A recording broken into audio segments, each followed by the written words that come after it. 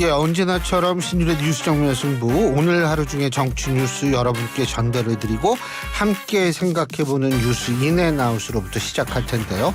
오늘도 여러분과의 약속을 전혀 지키지 않은 YTN의 이우영 아나운서 함께하겠습니다. 안녕하세요. 안녕하십니까, 이우영입니다. 예. 제가 지금 그래서 급하게 팔을 걷고 있었습니다. 예. 네. 아니 왜 이게 그저께 못 들으신 분들 위해서 제가 다시 한번 반복을 하는데요. 그저께 저희가 오늘 17도나 된다 그러니까 반팔 입고 오자 이렇게 약속을 했습니다. 그래서 유튜브 보시는 분들은 아시겠지만 저는 지금 반팔을 입고 있습니다. 근데 이우영 아나운서는 조끼까지 입고 있습니다. 이런 현상에 대해서 우리 청취자 여러분 어떻게 생각하시는지 우물정 0945 샵 0945로 여러분의 의견 보내주시면 저희가 기탄 없이 여러분의 의견 그대로 반영해드리겠습니다. 짧은 문자 50원, 긴 문자 100원입니다. 제가 말할 틈을 안 주시네요. 당연하죠. 어떻게 변명을 하려고요. 제가 두 가지만 말씀드리겠습니다. 첫 번째, 조끼만 입으려고 했으나 그러면 이제 방송 실무상 시비에 걸리죠. 너무 그럴 것 같았고요. 두 번째로 뭐 이런 네. 근데 참고로 유튜브는 방통법에 그러니까 이 말이 심해지 이제 시청자분들의 자꾸 말에 떠듬지 마시고요. 안구 건강을 위해서 이렇게 말씀드렸고요. 그리고 사실 좀 이런 말씀 드리긴 좀 그렇습니다만 그 공약도 안 지키시는 분들이 많은데. 정치인들 공약? 그럼요. 네. 그러니까 욕 먹는 거죠. 네, 그렇죠. 정치인들 그죠? 저도 그래서 욕 먹는다. 욕 먹어야죠. 네, 그렇습니다. 이렇게 말씀드리겠습니다. 예. 네. 그래야죠. 네. 근데 이거 요새 진짜 네. 오늘 덥다고 하셨죠? 네. 더워요. 덥고 네. 좀 기분도 씁쓸하고. 네. 나같이 이 나이에 반팔을 입고 왔는데. 네. 사람들이 다 쳐다보더라고요.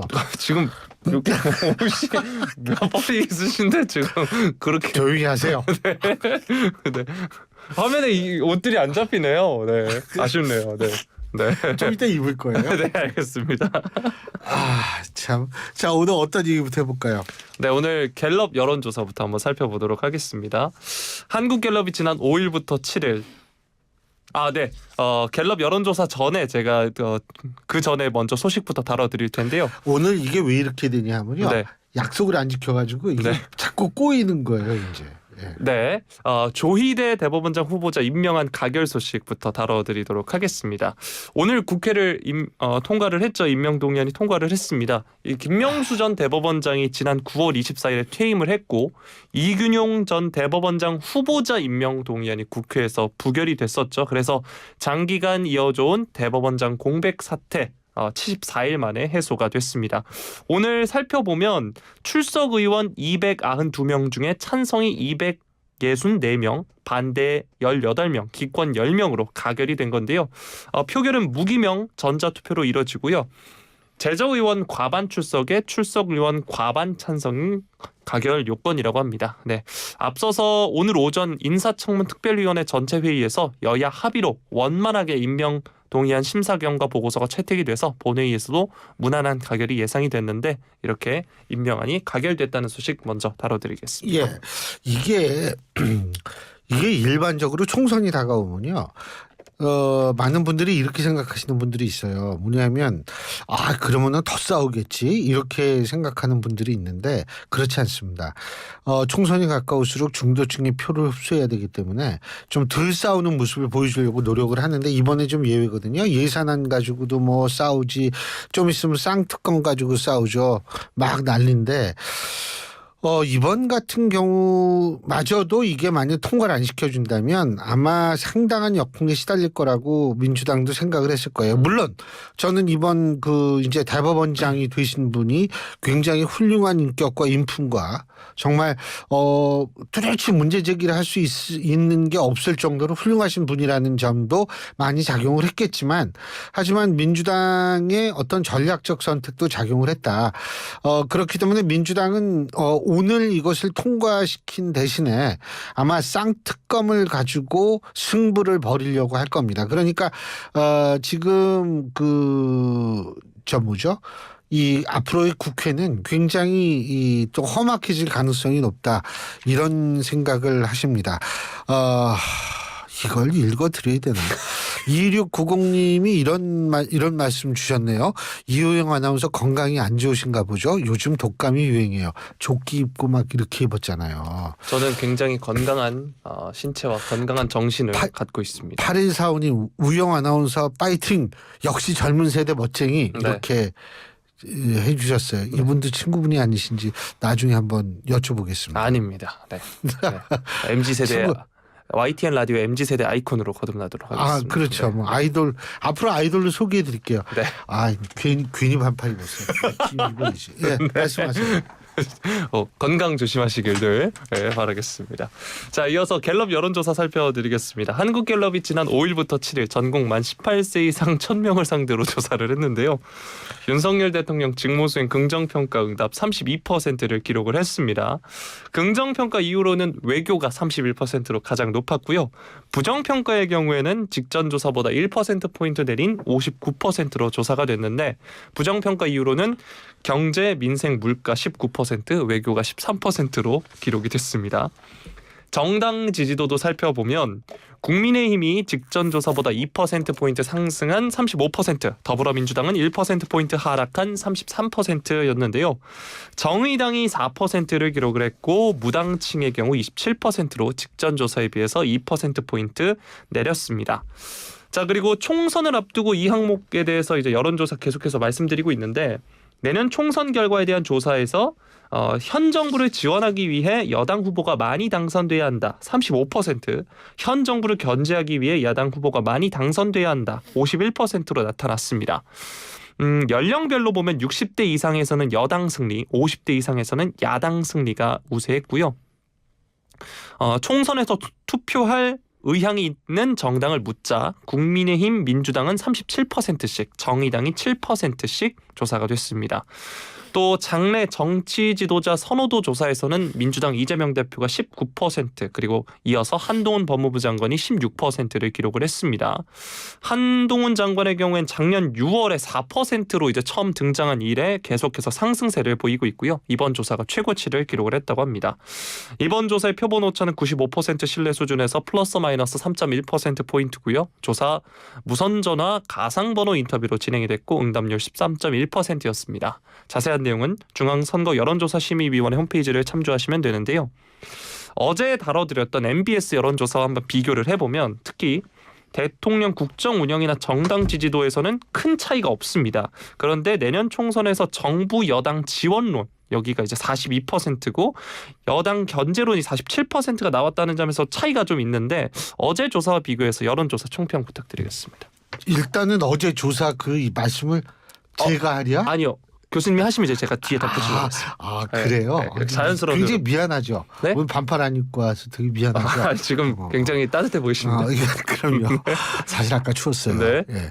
자, 이게 뭐냐면 저는 사실 뭐라고 생각하냐면 오늘 이 나온 한국갤럽 여론조사의 이 정도 격차는 전 충분히 예상 가능한 격차라고 생각을 합니다. 이게 사실 21대 총선 직전과 비교를 해보면 21대 총선 직전엔 정확히 반대였거든요. 예? 그건 뭐냐면 정권 안정론이 17% 높았고 견제론이 17%포인트 낮았어요. 근데 그때는 일반적인 선거가 아니었어요. 뭐냐면 코로나 팬데믹이 있어가지고 정부가 상당히 그러니까 국민들이 일단 불안하고 네. 그래서 정부에 의존하려는 경향 다시 말해서 국기 결집 효과가 굉장히 팽배했던 시기고 두 번째는 뭐냐면 박근혜 전 대통령에 대한 탄핵 여파가 가시지 않은 상태에서 이 치러진 총선 그 직전 그때 분위기가 그랬기 때문에 그때는 문재인 당시 대통령이 아무리 뭐 이게 잘했다라고 생각한 사람이 뭐 많든 적든 높게 나올 수밖에 없었어요. 정권 안정론이. 만일 문재인 대통령이 그렇게 지지율이 진짜 잘해가지고 그 정도가 나왔다면 정권이 바뀌지 않았겠죠. 그리고 우리가 얼마 전에 소개해드렸던 역대 대통령에 대한 이거는 얘기할 필요 없습니다. 과거 여론조사이기 때문에 역대 대통령에 대한 지지 순서를 봤을 때 문재인 대통령은 마이너스 4% 다시 말해서 부정평가가 더 많은 대통령이었거든요. 그러니까 그때 당시에 총선이 왜 그랬느냐. 당연한 거예요. 코로나하고 탄핵 때문에. 그런데 지금은 이제 다시 정상화되고 있는 상황이고 3년 차에 실시되는 대통령 임기 3년 차에 실시되는 총선이다. 이 점을 생각해 봐야 되거든요. 제가 여러분한테 일전에 한번 말씀을 드렸는데 역대 우리나라 총선 중에 대통령 임기 3년 차에 치러진 총선은 김대중 정권 당시에 이 총선밖에 없습니다. 그 16대 총선일 거예요. 그때밖에 없습니다. 근데 그때도 어려웠죠. 그래서 당시 김대중 대통령이 4천년 민주당까지 총선 집중에 창당하면서까지 선거를 치렀는데 결국은 졌거든요. 이건 왜 그러냐면 3년 차 되면 당연히 정권 심판론이 우세될 수밖에 없고 특히 총선이라는 건 우리가 흔히 쉽게 중간선거 어쩌고 얘기를 하는데 간단히 얘기하면 총선은 원래 회고형 투표예요.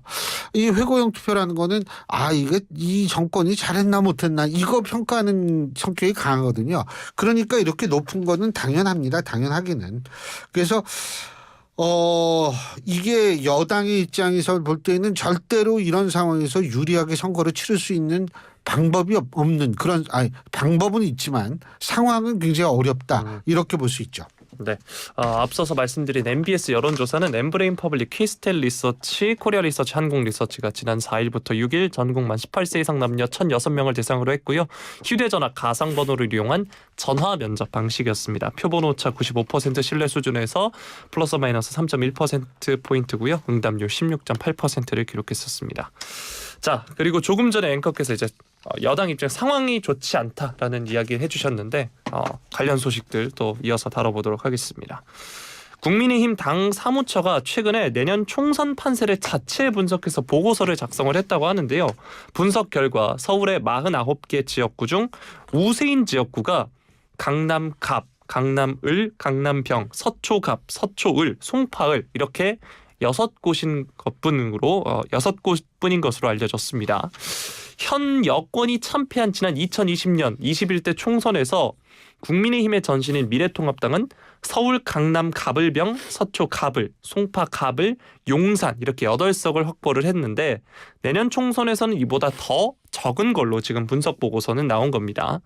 지도부는 이런 판세 분석이 구체적인 여론조사를 바탕으로 한 정확한 내용은 아니라면서 진화에 나서는 모양새인데요. 총선 기획단장인 임한희 사무총장, 후보도 정해지지 않아서 지역구 여론조사를 해본 적 없다라고 하면서 보고서는 조직국에서 전체 판세를 보고하기 위해 최악의 경우, 최선의 경우를 나눠서 초안을 작성해온 것이다 설명을 했고요. 또 최악의 경우 경합 지역을 포함해 모든 지역에서 다 진 것을 가정한 것이기 때문에 전혀 신빙성을 두기 어렵다라고 강조를 했습니다. 그러나 이 결과가 알려지자 당은 좀 술렁이는 분위기인데요. 하태경 의원은 SNS에 서울 선거가 4년 전보다 더 어렵다는 우리 당 총선 판세 보고서가 나왔다라고 하면서 강서구청장 보궐선거 참패 후 충분히 예견된 결과다 이렇게 썼고요. 그런데도 혁신위원회를 방해하고 좌초시킨 당 지도부는 도대체 무슨 배짱인지 모르겠다라고 이야기를 했습니다. 이준석 전 대표는 BBS 라디오에 출연을 해서 이 자료는 정성적 분석을 한 거다. 정량적 분석만 하면 이것보다 더 나쁘다라고 하면서 지금 우세를 확신할 수 있는 곳은 4곳 정도밖에 안 된다. 이렇게 말을 하기도 했습니다. 지도부에서 진화에 나서고 있긴 하지만 국민의힘 입장에선 당혹스러운 보고서 결과일 텐데요. 앞서서 이준석 전 대표가 이제 정량적 분석을 하게 되면 우세를 확신할 수 있는 곳 4곳 정도다라고도 발언을 했습니다. 이 소식 뉴스인 부탁드리겠습니다. 글쎄 이준석 전 대표가 어떤 자료를 가지고 정량적 분석을 했는지 전 잘 모르겠는데 중요한 것은 전 일단은 이 말씀을 드리고 싶어요. 선거라는 건 항상 최악의 경우를 전제로 해야지 이게 최선의 경우를 하면 안 돼요. 그 박지원 전 의원이 맨날 한 얘기가 있잖아요. 저는 골프를 안 쳐서 모르겠는데 이분이 골프 치시는 모양인데 골프하고 정치는 고개를 드는 순간 망한다. 선거는. 네? 이 얘기가 무슨 얘기냐면 결국은 최악의 경우를 항상 상정해야 된다는 거예요. 우리 대비되는 얘기 있잖아요. 이해찬 전 총리께서 세종시에서 어제 뭐냐면 과반은 넘기는 거고 문제는 180석을 하느냐 아니면 200석을 하느냐 뭐 이런 식의 언급을 한 모양이에요. 이게 사실 민주당 지도부는 그럼 야 기분 좋다 이렇게 생각하겠어요? 천만에. 아니 이게 좀 계속 여기서 200석 얘기가 계속 나오거든요. 예? 그러니까 과반을 넘긴다라는 것을 당연히 당연시하는 듯한 언급 그리고 뭐 180석, 200석 이해찬 전 총리께서도 이런 말씀을 하시니까 이제 당혹스러운데 그건 당연히 당혹스러워야 돼요. 지금 이렇게 얘기하는 거 가지고 이건 당혹스러운 게 아니에요. 선거는 최악을 상정해 가지고 항상 준비를 해야 되기 때문에. 그런데 이게 뭐 4년 전보다 더 어렵다. 저는 사실 그렇게 생각하지 않거든요. 물론 결과를 나와 봐야 되겠지만 저도 선거를 오랫동안 지켜본 사람으로서 더 어렵다라는 말에는 동의할 수가 없습니다. 하지만은 중요한 것은 뭐냐면 좀 더 판세를 유리하게 이끌 필요는 있는데 그러면 어떻게 해야 되느냐. 방법은 두 가지예요. 하나는 뭐냐면 지금 정권심판론이 나올 수밖에 없어요. 3년 차에서는. 네. 당연합니다. 이거는. 근데 아주 논쟁적인 이슈를 던지는 거예요. 논쟁적인 이슈를 던지면 그 논쟁적인 이슈 때문에 정권심판론을 빨아들이는 그런 역할을 할 수 있는 이슈를 던지는 게 하나 방법이 있고 또 하나는 회고형 투표를 전망형 투표로 바꾸는 것. 이건데 아마도 제가 볼 때에는 이 전략을 누구를 통해서 쓸 가능성이 있냐면 한동훈 장관을 통해서 쓸 가능성이 있어요. 자, 아까 그 여론조사에서 한동훈 장관이 뭐 16%인가 뭐 나왔다고 그랬죠. 2위로 기록이 됐죠. 2위요. 네. 물론 사실 이건 큰 의미는 없는 거지만 어쨌든 한동훈 장관에 대해서 이 한동훈 장관을 보면 자기가 생각나는 사람이 많다라는 거는 맞는 얘기거든요. 자, 그렇다면 그렇게 한동훈 장관과 같은 여권에서 차기 이미지를 가지고 있는 사람이 나와서 선거를 총괄 지휘를 하게 되면 그러면 회고형 투표가 전망형 투표로 바뀔 가능성을 배제할 수는 없습니다. 그 대표적인 사례가 19대 총선입니다. 이명박 정권 말기에 치러진 선거인데 그때 뭐냐면 박근혜 이 비대위원장이 전면에 나서서 선거를 이끌었거든요. 그래서 이명박 정권 5년 차면 이거는 거의 100% 지는 선거인데 이겼단 말이에요. 대통령 지지율은 바닥이었지만 그 박근혜 전 대통령을 보면서 회고형 투표가 어떻게 바뀌었냐면 미래 가치에 대한 전망형 투표로 바뀐 거거든요. 그러니까 한동훈 장관이 만약 이번에 그런 역할을 해줄 수 있으면 제가 볼 땐 지금 여러 가지 특히 이제 대통령 지지율과 연관돼서 파악하는 게 일반적인데 이거를 뛰어넘을 수 있는 상황이 될 수도 있다는 거죠. 근데 그게 과연 될지는 모르겠습니다만 하여간 그런 방법이 있다. 두 가지 방법을 말씀드립니다. 네. 자, 다음 소식 살펴드리겠습니다. 국민의힘 인재영입위원회 오늘 첫 번째 총선 인재영입 발표를 했습니다. 청년, 여성, 아동, 탈북민 등 사회적 약자와의 동행을 컨셉트로 했는데요. 이철규 인재영입위원장이 오늘 회의 후 브리핑을 통해 밝혔습니다. 먼저 하정훈 소아청소년과 의원 원장이 영입이 됐는데 하 원장은 밀리언셀러이면서 육아 필독서로 꼽히는 삐뽀삐뽀 119 소아과 저자로 유명하고요. 또 운영하는 유튜브 채널 구독자 수는 35만 명이 넘는다고 합니다. 부모와 아이가 모두 행복한 육아 문화 정착에 앞장서고 있고 초저출산 위기 극복 해법을 제시하는 데 큰 역할을 할 것으로 기대한다라고 이 위원장이 소개를 했습니다. 또 탈북공학도 박충권 현대제철 책임연구원도 영입이 됐는데 박 연구원은 북한에서 핵미사일 개발 인력을 양성하는 평양 국방종합대학을 졸업하고 2009년 탈북을 했습니다. 또한 윤두현 자립준비 청년 지원 대표도 있는데 최연소라고 하고요. 윤도현. 네, 윤도현. 네. YB 저 윤도현 밴드. 아, 네. 그 동명이인이죠. 동명이인. 네. 아, 야, 깜짝 놀랐네. 네. 21살이라고 돼 있어가지고. 네. 예. 네. 윤도현 대표의 경우는 18년간 보육원 생활을 마치고 자립한 청년이라고 합니다. 자립준비 청년들의 안정적 자립을 돕기 위해 보호아동 및 자립준비 청년과 후원자를 이어주는 단체를 운영하고 있다고 하고요. 야당의 눈길을 끄는 인사도 있었습니다. 각종 방송에 출연해서 대장동 특혜 의혹 사건을 면밀히 분석해서 이재명 저격수로 또 유명한 구자룡 변호사가 포함이 됐고요. 또 일찌감치 영입이 내정됐던 이수정 교수도 공식 발표가 됐습니다.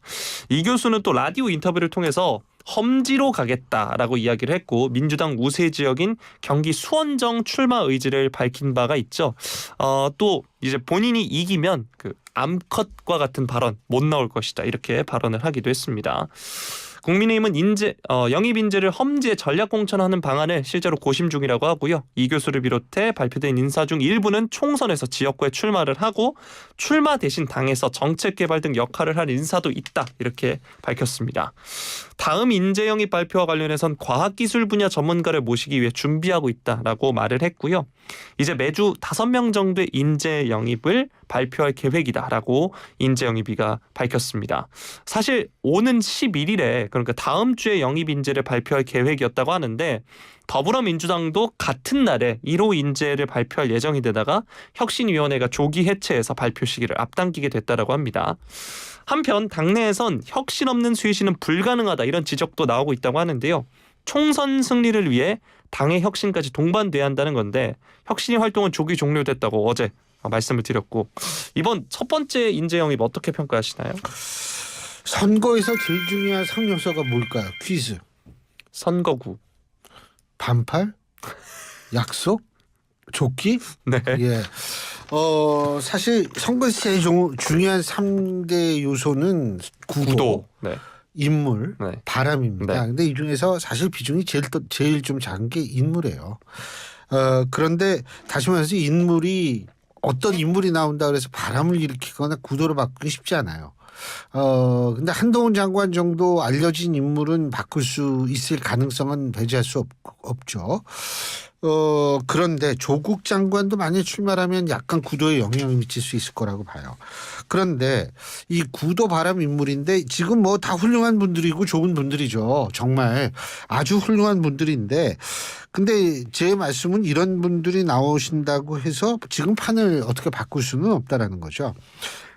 그렇기 때문에 뭐 이렇게 자꾸 이렇게 우리가 인물을 통해서 혁신하고 바꾸려고 한다라는 모습을 보이는 거는 좋지만 중요한 건 이 정도 가지고는 죄송한 표현이지만 턱도 없고 어떻게 해야 되냐면 12월 말에서 1월 말 그 사이에 충격적인 어떤 결단 조치를 취해서 사람들한테 뭔가를 보여주도록 이걸 노력을 해야지 뭐 지금 뭐 이렇게 훌륭한 분들만 계속 들어온다 이 정도 가지고는 좀 많이 부족할 거라는 생각이 들어요.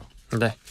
자 마지막 소식 살펴보겠습니다. 강도형 해양수산부 장관 후보자 음주운전 및 폭력 전과가 있는 것으로 확인됐다고 하는데요. 해양과학전문연구원 출신으로 지난 2월부터 한국해양과학기술원 원장을 맡아오다가 지난 4일 해수부 장관 후보자로 지명이 됐습니다. 민주당의 김두관 의원실이 오늘 경찰청에서 받은 범죄 경력 조회를 보면 강 후보자가 2004년 음주운전으로 제주지방법원으로부터 벌금 150만 원 처분을 받았고요.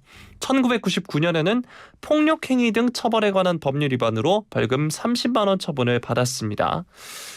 강 후보자가 오늘 오전에 입장문을 내고 과거 음주운전과 폭력 이력에 대해서 사과를 했습니다. 젊은 시절 성숙하지 못했던 판단과 행동에 대해 깊이 뉘우치고 반성하고 있다. 송구스럽게 생각한다 말을 했는데요. 윤 대통령이 어제 이 강 후보자를 비롯해서 최상목 부총리 겸 기획재정부 장관 후보자 등 6인에 대한 인사청문 요청안을 국회에 제출을 했습니다. 인사청문회법에 따라 국회는 오는 26일까지 청문 절차를 마쳐야 하고요. 국회가 26일까지 인사청문 경과보고서를 정부에 송부하지 않을 경우 윤 대통령은 27일부터 10일 이내 범위에서 재송부를 요청할 수 있고 재송부 요청 시한이 지나면 윤 대통령 후보자를 임명할 수 있습니다. 강도영 해수부 장관 후보자의 음주운전 폭력 전과가 확인이 된 건데 사실 이전에 김영호 통일부 장관도 후보자 지명 이후 음주운전으로 벌금형을 받았다는 점에 대해서 직접 사과를 한 바 있고요. 또 지금은 물러난 박순애 전 장관 역시 음주운전 전과로 질타를 받은 바 있습니다. 장관 인선까지는 이뤄지긴 했는데요. 이번에 이제 인사청문 요청안까지 제출한 상황인데 그대로 임명될 거라고 전망하시나요?